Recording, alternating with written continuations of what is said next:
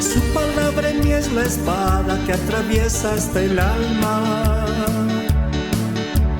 Su palabra en mí es la luz que alumbra mi camino.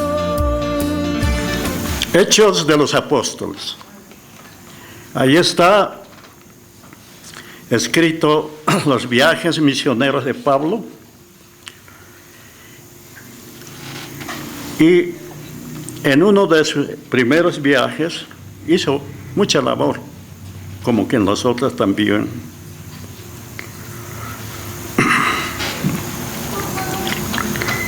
En su primer viaje misionero,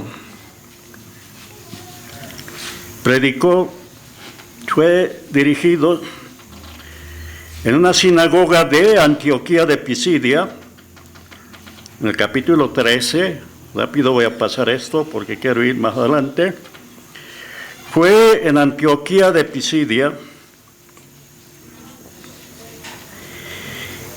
Este mensaje fue dirigido a los judíos en la sinagoga, por eso en la sinagoga que tenían los judíos, el lugar de reunión. Sinagoga en Antioquía de Pisidia, está en el capítulo 13 y ahí está, es amplio. Y allí se dirigió en la sinagoga de Antioquía de Pisidia a los judíos. En su próximo viaje, que está en el capítulo 17, ya, 17, ahí se dirigió durante su viaje misionero, el capítulo 17, a los gentiles.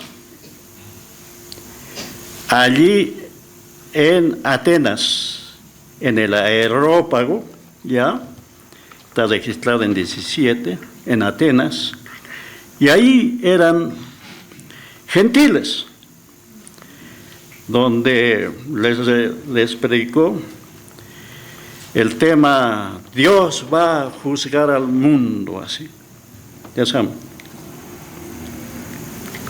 Y les dio el mensaje, pero cuando les habló de la resurrección de Cristo, se burlaron. Estás loco, Pablo. Muy poquitos se convirtieron allí de los gentiles. Y el tercer mensaje extraído, ¿no? Hubo muchos mensajes. Está en el capítulo 20, y ahí quiero entrar. Está dirigido este sermón a la iglesia del Señor. En capítulo 20 de Hechos de los Apóstoles. Y está dirigido a la iglesia. El primero fue a los judíos, segundo a los gentiles, y ahora en su despedida allá de los ancianos de Éfeso, da un sermón y un encargo y una exhortación a los ancianos de la iglesia. La labor de los ancianos, la labor de todos los que están apacentando el rebaño del Señor, y les da las recomendaciones. Capítulo 20, a la iglesia local. Esto es a la iglesia local. Miren, hay que diferenciar. La iglesia local quiere decir estas congregaciones, aquí congregaciones llamamos nosotros. Eso se llama la iglesia local. Y allí se dirigió a los ancianos de Éfeso, está en el capítulo 20, y al despedirse, porque iba a salir de allí, al despedirse, se despide de los ancianos de Éfeso, que había hecho llamar de la región de Mileto, y a Éfeso, porque Pablo iba para Jerusalén en su viaje y quería llegar urgente. En el 16 está, 20:16 dice, porque Pablo se había propuesto pasar de largo a Éfeso. Estaba con apuro de llegar a Jerusalén en el día de Pentecostés, una fiesta judía. Porque Pablo se había propuesto pasar de largo a Éfeso para no detenerse en Asia, pues se apresuraba por estar el día de Pentecostés, si le fuese posible, en Jerusalén. Y entonces hace llamar a los ancianos de Éfeso. En Éfeso había hecho una gran labor el apóstol Pablo. Casi 3 años estuvo allí haciendo labor, y había ancianos y les da las recomendaciones correspondientes en Éfeso a los ancianos. Dice el 17, enviado pues desde Mileto a Éfeso, hizo llamar a los ancianos de la iglesia. Ya estaba formada la iglesia en Éfeso, y les hace llamar. Cuando vinieron a él, les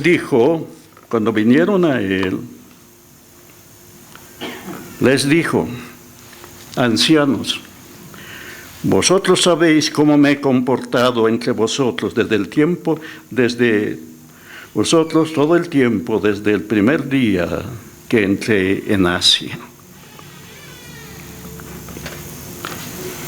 sirviendo al Señor con toda humildad y con muchas lágrimas. Miren cómo predicaba Pablo.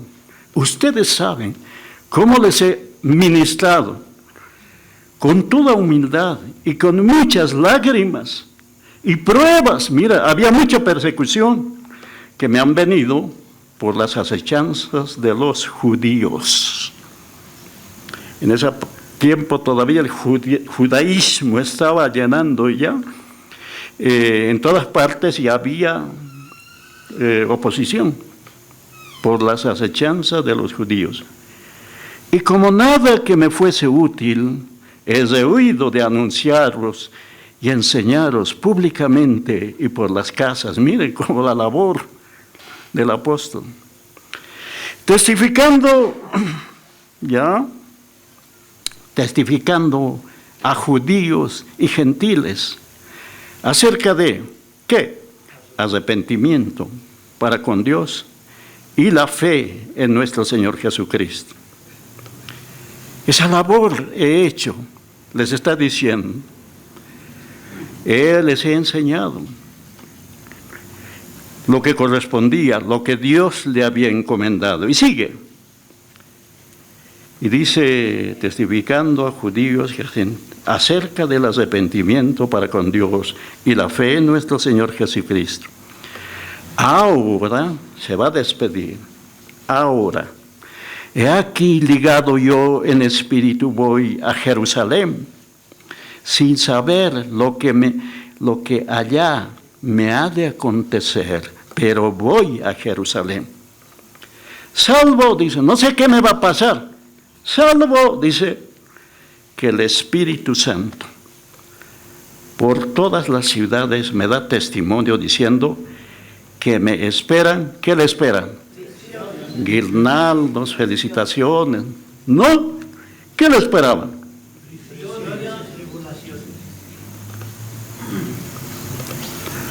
Me da testimonio diciendo que me esperan prisiones y tribulaciones, sufrimiento para el predicador,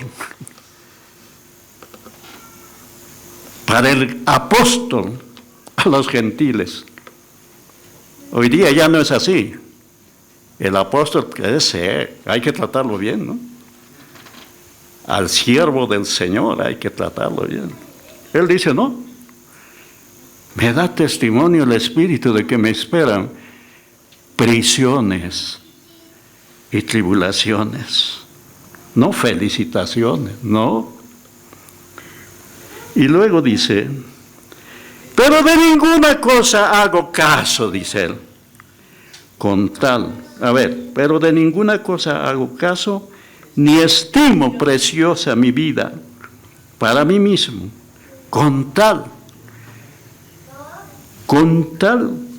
que acabe mi carrera. Dios le había dado una misión, un ministerio que tenía que terminar, acabar. Con tal que acabe mi carrera, la carrera de la fe, con gozo, no con tristeza, no quejándose. Y el ministerio, dos cosas, la carrera, terminar, y el ministerio. Oh, qué glorioso es tener un ministerio del Señor. No es cualquier. Pero tiene que ser del Señor. Gozo. Y el ministerio que recibí del Señor Jesús. ¿Para qué? ¿Para qué recibió ese ministerio? Para dar testimonio del Evangelio, de la gracia de Dios. Tengo que terminar, tengo que acabar. No estimo preciosa mi vida. Hay mucha persecución, hay mucha oposición. Aún sé que voy a ser preso, pero eso lo toma en segundo lugar. Es cumplir el mandato del Señor. Y luego dice, ahora aquí, les está diciendo a los ancianos, a los pastores, obispos, en fin. Y ahora aquí yo sé que ninguno de vosotros, de quienes he pasado predicando el reino de Dios, verá más mis ojos. Nunca más me van a ver. Estaba despidiendo. Por tanto, les da el encargo. Y esto no solamente es para los de esa época, para todas las épocas hasta hoy, a los ancianos, pastores, obreros y pueblo en general. Por tanto, yo os protesto en este día, en el día de hoy, que estoy limpio de la sangre de todos. A nadie le he dañado, no, estoy limpio. Mi testimonio está limpio. Porque el 27 dice, a ver, léanlo, el 27 y el 28, por favor. 2 y 3.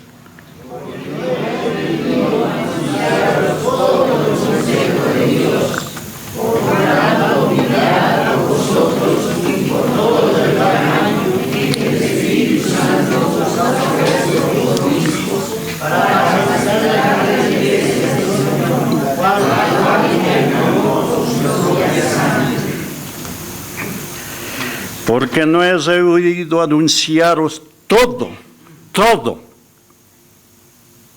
el consejo, el mensaje, el propósito, el plan de Dios. Porque no he oído anunciaros todo el consejo de Dios. Ese consejo en otras versiones, y escudriñando dice, todo el plan de Dios, todo el designio de Dios, todo el propósito de Dios, no es que se los ha anunciado. Por tanto, dice, como resumiendo, por tanto, mirad por vosotros ancianos, primero tu vida, tu testimonio, por tanto, mirad por vosotros, y luego por todo el rebaño, en que el Espíritu Santo os ha puesto por obispos para apacentar la iglesia del Señor, la cual Él ganó por su propia sangre. Amén. ¿De quién es la iglesia? De Jesucristo. ¿Del pastor? Del pastor de pastores, sí. Por tanto, miren por ustedes, miren por el rebaño, miren por el rebaño. El que les ha puesto no es el hombre, es el Espíritu del Señor. El Espíritu Santo ha puesto por obispo, pastor, igual es anciano, obrero, es el Espíritu de Dios. ¿Para qué? Para apacentar. ¿Qué es apacentar? pastorear. ¿Qué hace un pastor con sus ovejas? Cuida, les alimenta.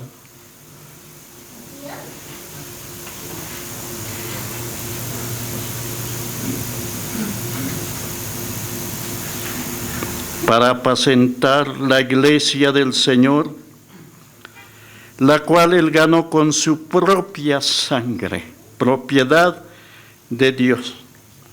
Los santos, cada uno, todos, propiedad por derecho, porque fuimos comprados con la sangre preciosa de Jesucristo. El valor de nuestra vida es el valor de la sangre de Jesucristo.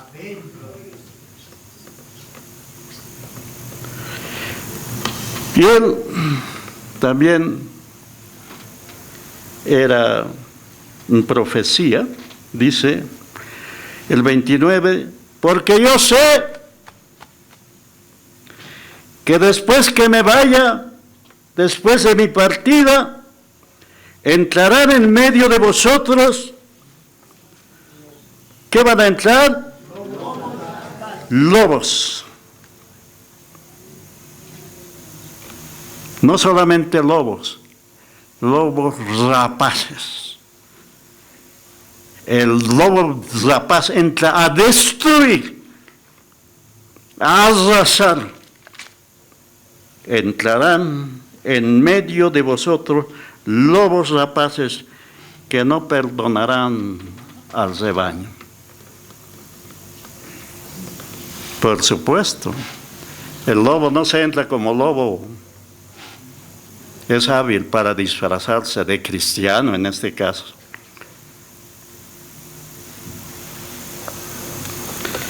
Entonces dice, porque yo sé que después de mi partida entrarán en medio de vosotros lobos rapaces que no perdonarán al rebaño.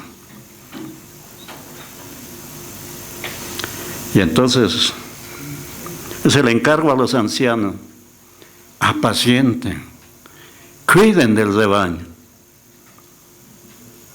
No todo aquel que dice Señor, Señor, es del Señor.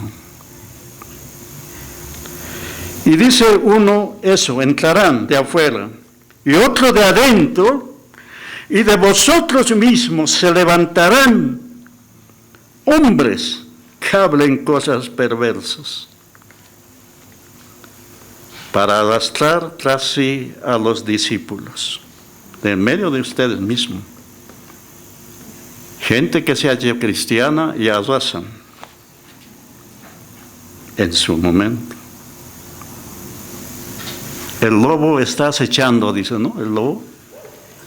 ¿Qué momento lanzar el zarpazo ahí?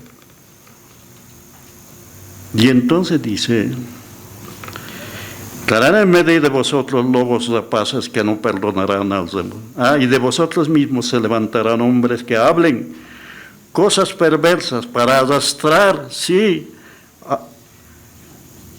arrastrar tras sí a los discípulos. Por eso la necesidad de apacentar y dejarse apacentar. Por eso dice: sujetaos a vuestros pastores, porque ellos velan por vuestras almas.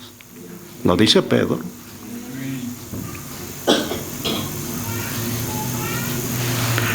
Por tanto, dice: velad, pastores, vigilad, velad. ¿Qué es de Dios y qué no es de Dios? Está vigilando, atento.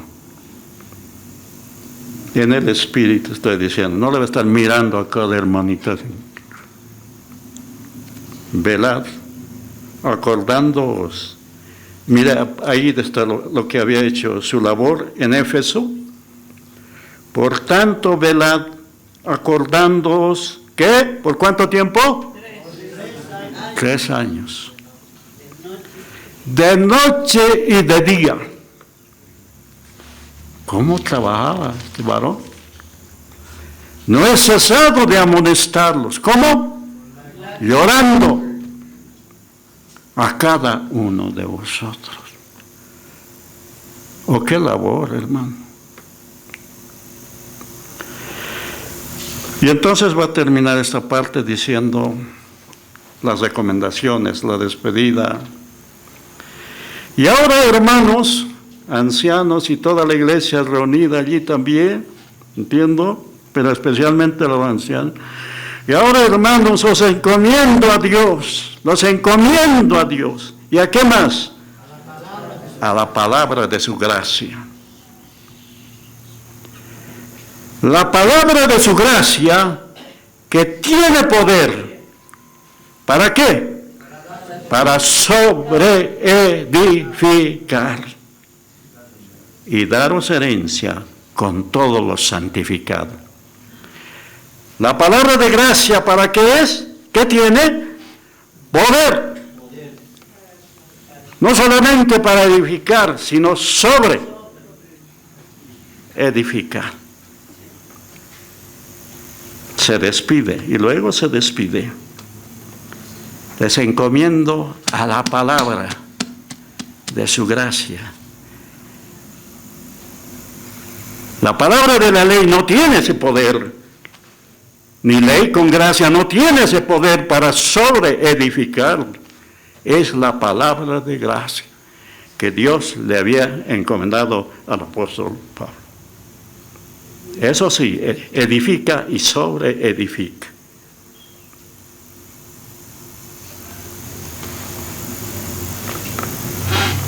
Pablo parte. Aquello que él había dicho de sí mismo, me espera. Había ido a Jerusalén, realmente, después de esto. Realmente lo que estaba en su corazón se cumplió. Allí en Jerusalén lo tomaron preso. Y la historia es larga, sigue aquí.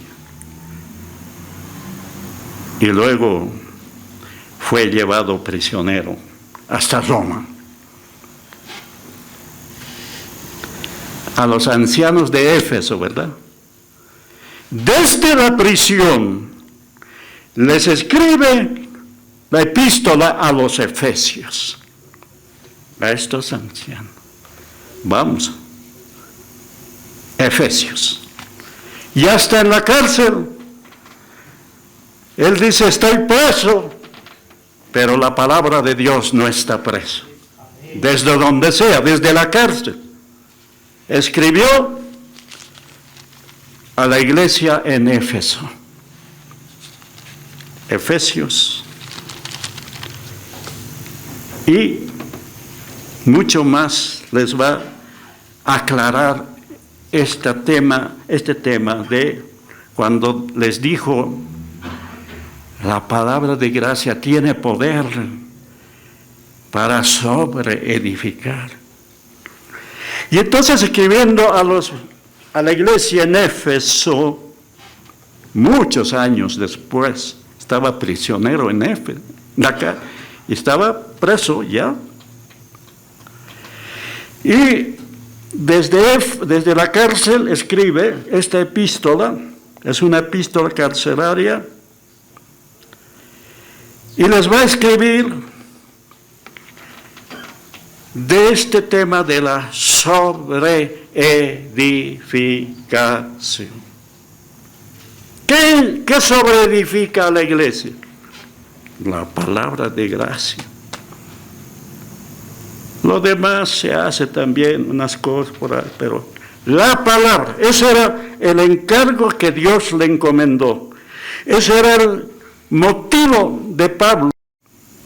Y entonces, años después, escribe esta epístola a los efesios, a la iglesia.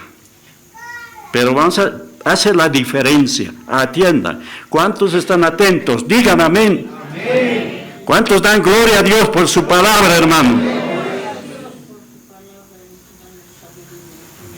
Años después, a los mismos, a la iglesia en Éfeso, la epístola a los Efesios. Y qué precioso. ¿Cuántos han leído Efesios? Por supuesto.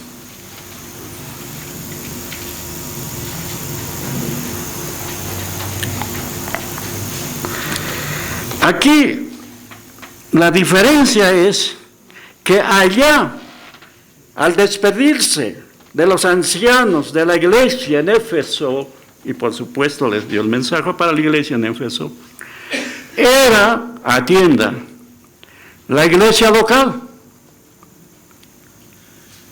¿Qué es la iglesia local? Esto que nos reunimos en congregaciones y eso. Pero aquí, en Éfeso, le escribe a la iglesia verdadera, que es el cuerpo de Cristo. A la iglesia local entran de todo, por eso le dijo lobos rapaces, gente que se emociona, y verdaderos creyentes, pero esto, a la iglesia, que es el cuerpo de Cristo, solo los nacidos de nuevo. Una es la iglesia local, está en todas partes, aquí en La Paz, en Cochabamba, en todas partes. Pero la iglesia, que es el cuerpo de Cristo, somos uno, como allí dicen, somos uno en Jesús.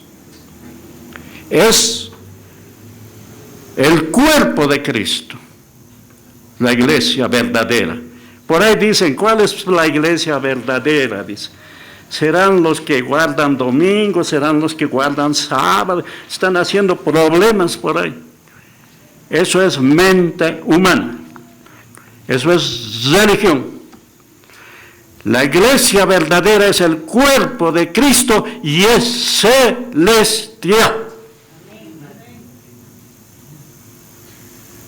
Ah, y la iglesia verdadera no se ve, porque está aquí la nueva creación, que es espíritu. Y a eso se dirige la epístola a los Efesios. A ver un poco la introducción. Efesios empieza así: la iglesia verdadera.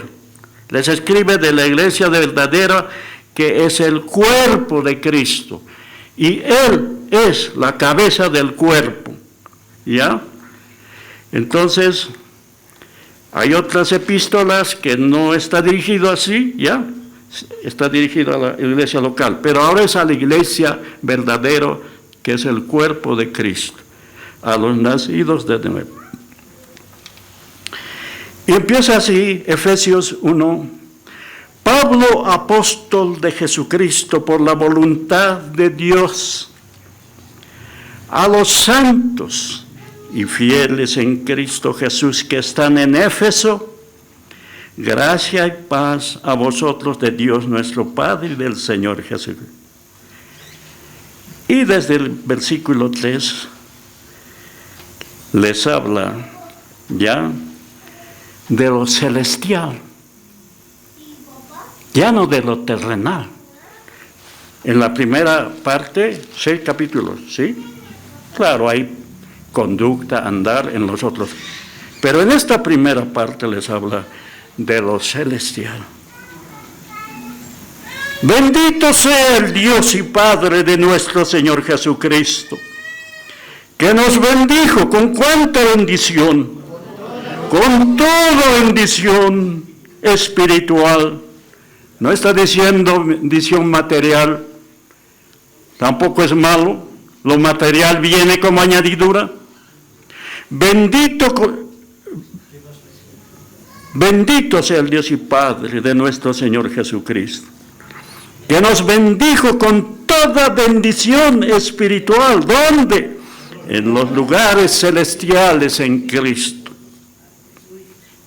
según nos escogió. Mire, y hay revelación aquí.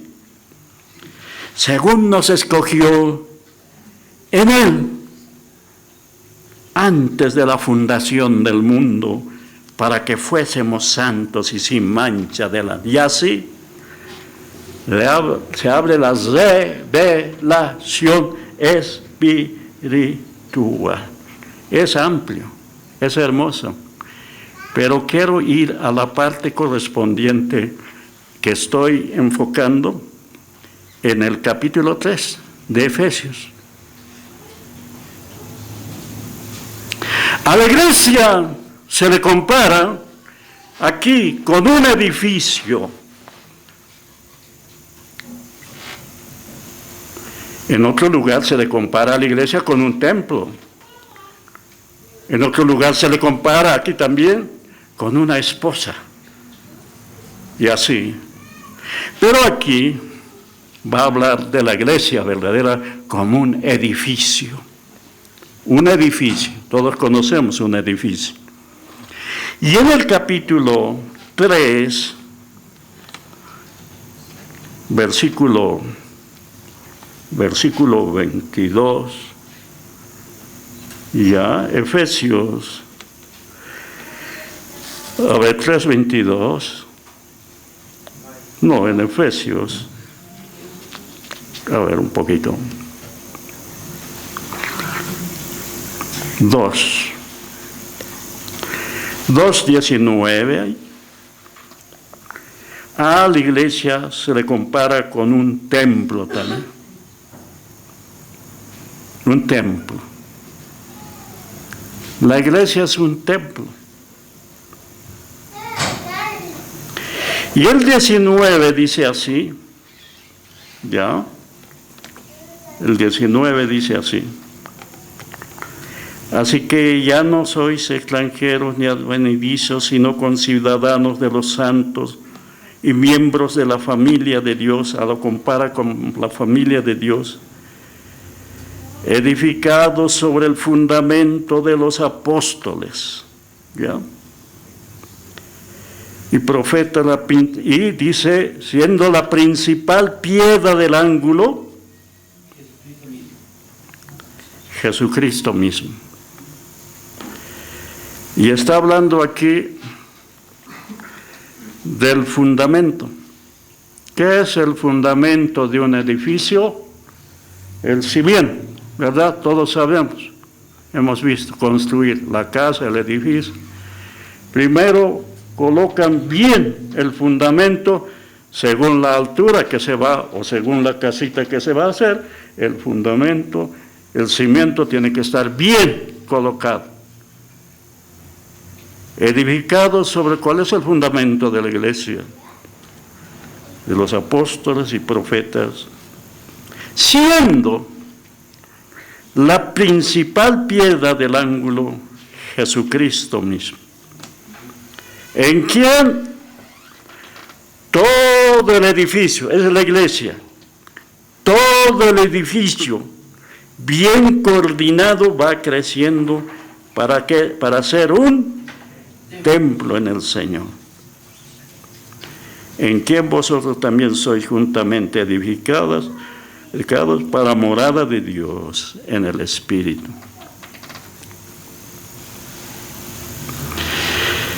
Y dice, de la iglesia habla después como un misterio escondido desde tiempos eternos. Y sigue en el desarrollo de este tema, ¿ya? Hablando del edificio que es el cuerpo de Cristo. En el 4:7 va a explicar todo esto, lo que se refiere al fundamento. En el 7 dice que está hablando de los dones que Dios ha dado a sus miembros, a algunos, y entonces dice en el 7, pero cada uno, hablando de los dones, dice, pero cada uno de nosotros fue dado la gracia conforme a la medida del don de Cristo. Por lo cual dice, subiendo a lo alto, llevó cautivo la cautividad y dio, ¿qué dio? Dones, que son capacidades a los hombres. Y eso que subió, ¿qué es? Sino que también había descendido primero a las partes más bajas de la tierra cuando se encarnó. Y el que descendió es el mismo que subió por encima de todos los cielos para llenarlo todo. Ahora, estos son los dones que Dios, el Señor Cristo resucitado, ha dado, todo con un propósito, con el propósito específico. Y dice, Él mismo constituyó a unos que apóstoles, a otros profetas, a otros evangelistas, a otros pastores y maestros. ¿Para qué?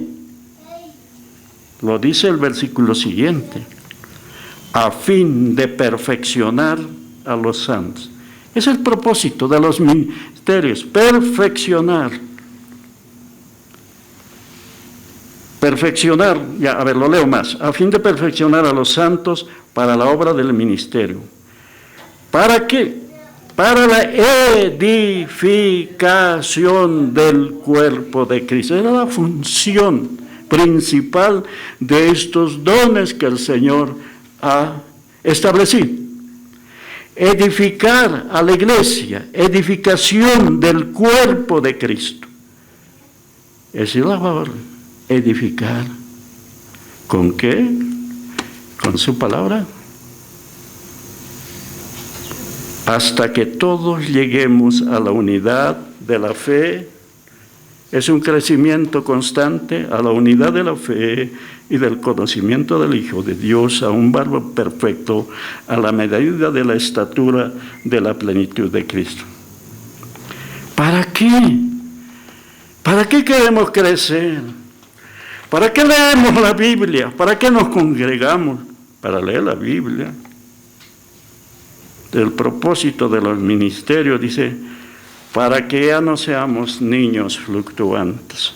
Está hablando de que el que se convierte hay que alimentarle, hay que darle los nutrientes necesarios para que tenga un desarrollo normal y crezca, para que ya no seamos niños fluctuantes, llevados por doquier de todo viento de doctrina. Mire, doctrina.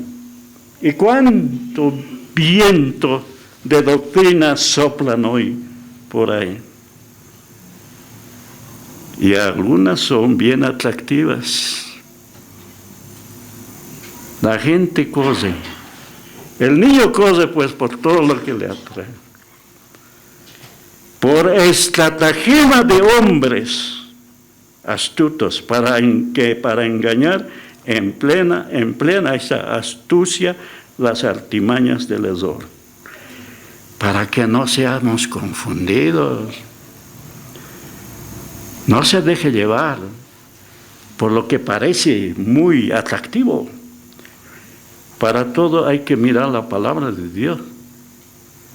Sino que siguiendo la verdad, esta es la palabra de Dios, en amor, que crezcamos. En todo, aquel que es la cabeza, que es Cristo.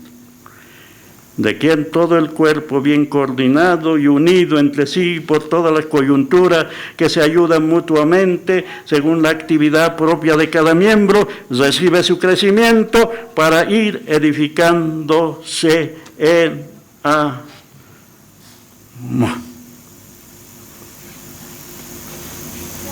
Edificar. Les encargó Pablo a los ancianos de Éfeso la palabra. ¿Y con qué se edificaban? Ya lo dijo allí. La palabra de gracia tiene poder para sobreedificaros y daros herencia con todos los sentimientos. Pero ¿cuál es el fundamento? 1 Corintios les va a hablar de esto. 1 Corintios, capítulo 3, dice esto, 3. A los corintios les había dicho ya, ustedes son unos carnales, unos niños en Cristo, ustedes ya debían de crecer. Les dijo a los corintios, eran carnales, pero necesitaban instrucción. Entonces en el capítulo 3 dice así, especialmente a los que están al frente, dice en el capítulo 3 y en el versículo 9 dice, porque nosotros somos colaboradores de Dios, y vosotros, está hablando el Pablo, sois labranza de Dios, edificio de Dios, ahí está. La iglesia lo compara con un edificio de Dios, conforme a la gracia de Dios que me ha sido dado. Yo, dice Pablo, como perito arquitecto, ya hábil arquitecto, experto, perito arquitecto, ¿qué hizo Pablo? Puse el fundamento, echó el cimiento del edificio, de la iglesia, y otro edifica encima. Pero cada uno mire cómo sobreedifica. Sobreedificar, está diciendo sobre algo, sobre el único fundamento que es Jesucristo. Hay que edificar. Ahora, ¿cuáles son los materiales? Dice así. En el 11 dice, porque nadie puede poner otro fundamento, ya está puesto el fundamento, el cimiento del edificio, ya está puesto, nadie puede poner otro fundamento aquí. El que está puesto, ¿el cual es? Jesucristo, dice. El único fundamento de la iglesia verdadera es Jesucristo, sobre lo cual se debe edificar. Por ahí dicen las religiones, dice a su profeta, eso no es. El único fundamento es Jesucristo. Ni Mahoma, que arrastró tanta gente, ni el señor Smith, ni la señora de White. Esos no son fundamentos. El único fundamento es Jesucristo, el Señor. Esas personas arrastraron mucha gente. Se murieron y ahí quedaron. Se murieron y quedaron ahí. Pero Cristo murió, pero resucitó al tercer día. Amén. El único fundamento de la iglesia es Jesucristo.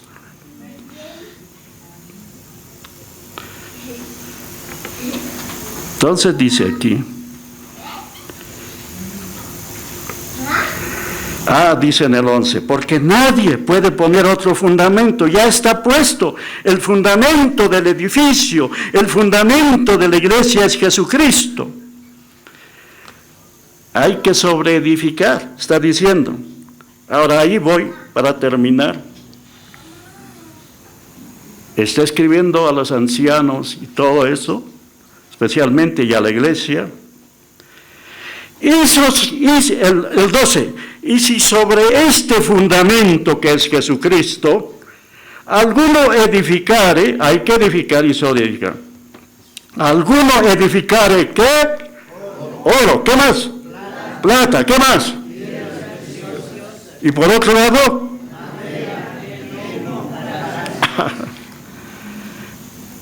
los ministerios son puestos por Dios. Bueno, pero hay dos clases de ministerio.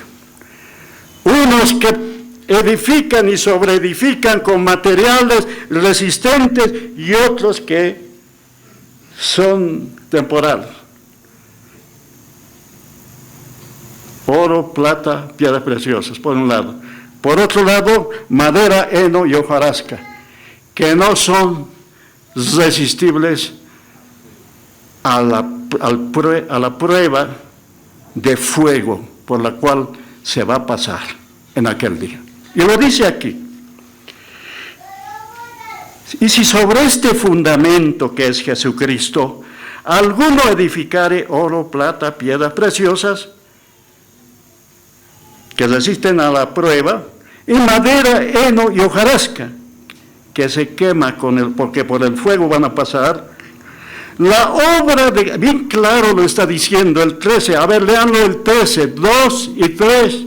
La obra de cada uno será manifiesta, porque el día declarará, pues fuego será revelada, y la obra de cada uno cual sea, el fuego la formará. La obra de cada ministerio que ha edificado será manifiesta en aquel día. El Señor va a probar, tenemos que dar cuenta, pues por el fuego será revelado a los ojos de aquel que sus ojos son como llama de fuego. A ver este ministerio. Oro, plata, piedra preciosa, con el fuego se purifica más. Madera, heno y hojarasca, ceniza. Grandes ministerios por ahí, llamados grandes ministerios. Ceniza. ¿Por qué? ¿Cuáles son estos materiales ahora? Los que edifican con la palabra de Dios.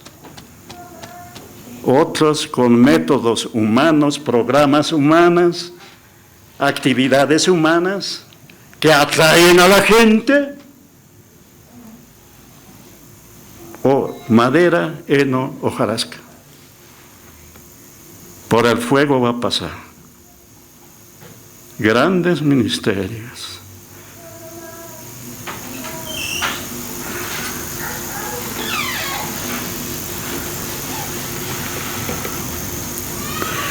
Y entonces está diciendo,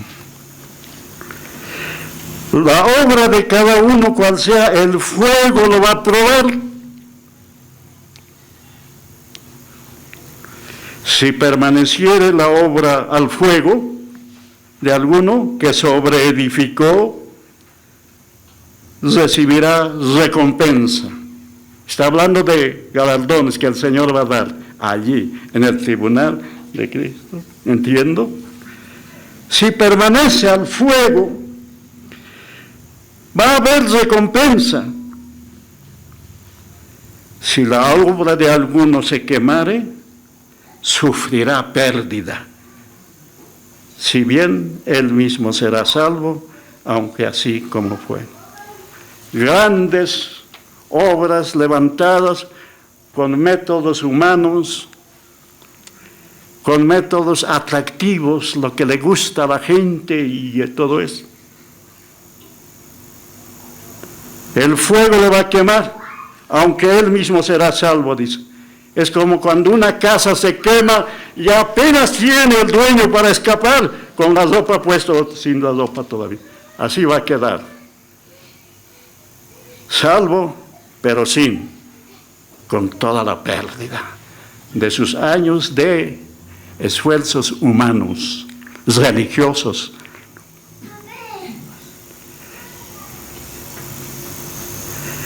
¿Qué es, pues, materiales resistentes? Ya lo había dicho Pablo a los ancianos de Éfeso. La palabra de gracia tiene poder para edificar y sobreedificar y daros herencia con todos los santificados. Palabra de gracia. No palabra de gracia y ley. No palabras de hombres. Materiales resistentes. Qué importante es la palabra. Qué importante es leer. Llenarse del conocimiento. Por eso dice, pues hay que llenarse, hay que crecer. Entonces, ¿qué dice?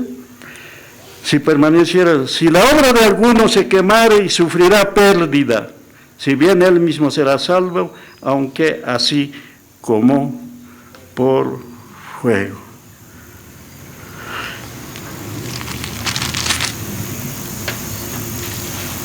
A Timoteo le dijo ahora toda la palabra, cuando digo la palabra de gracia, cuando dijo Pablo, pero es toda la palabra. A Timoteo le escribió esto para terminar.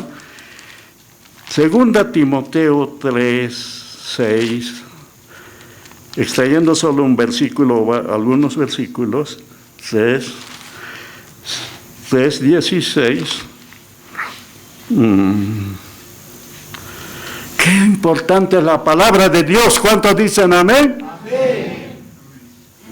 Qué importante es que allí aprendan esos niños la palabra. Qué lindo que han presentado aquí los niños.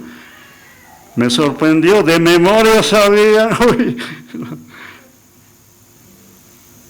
Y a Timoteo le dice, 3:15, Timoteo, que desde la niñez has sabido las sagradas escrituras. Ayúdenme por favor, este versículo 15 y 16, 2 y 3.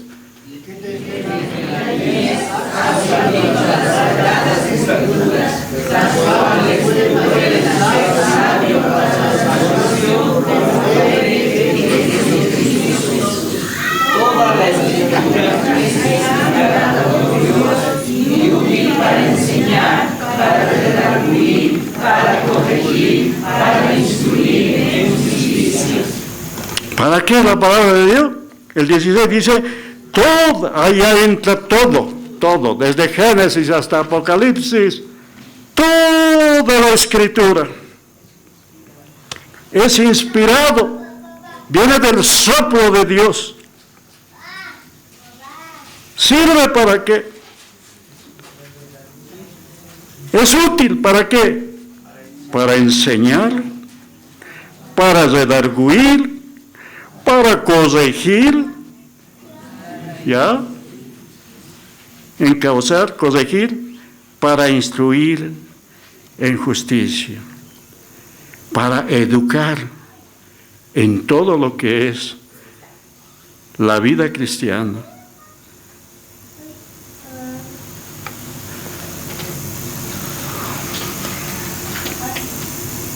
En todo lo que es de Dios.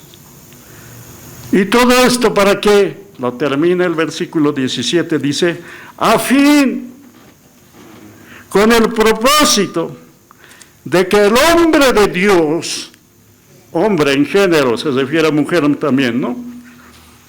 Para que el cristiano, en otras palabras, de Dios, sea perfecto, enteramente preparado para toda buena obra. ¿Cuántos dicen amén? Amén. ¿Cuánto valor tiene esta palabra en nuestra vida? Qué importante la palabra de Dios.